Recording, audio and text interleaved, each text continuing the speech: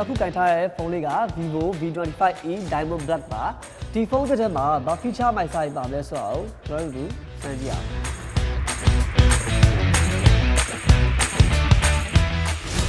ဖုန်းရဲ့ main camera က64 megapixel တောင်ပါတဲ့အပြင် OIS လည်းပါတော့ကျွန်တော်တို့လှူရှားနေရရင်တော့မှပဲပြင်ပြသတဲ့ဓာတ်ပုံဗီဒီယိုကိုရမှာဖြစ်ပါတယ်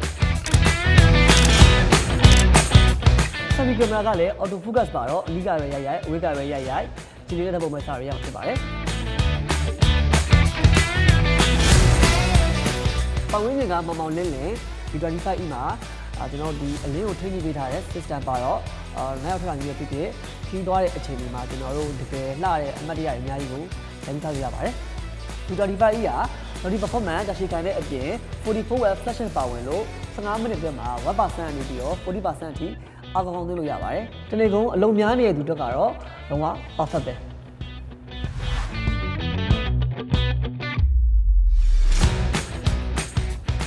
မိုက်စားကင်မရာတွေပါဝင်ပြီးတော့ပါလာချစ်လက်တဲ့ဒီဇိုင်းနဲ့ကျွန်တော်တို့အရင်မိုက်တဲ့ vivo V25e ကို pre-order အများဆုံးတင်ဖို့အတွက်ကျွန်တော်တိုက်တွန်းချင်ပါတယ်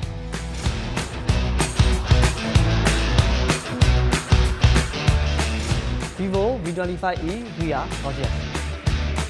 Vivo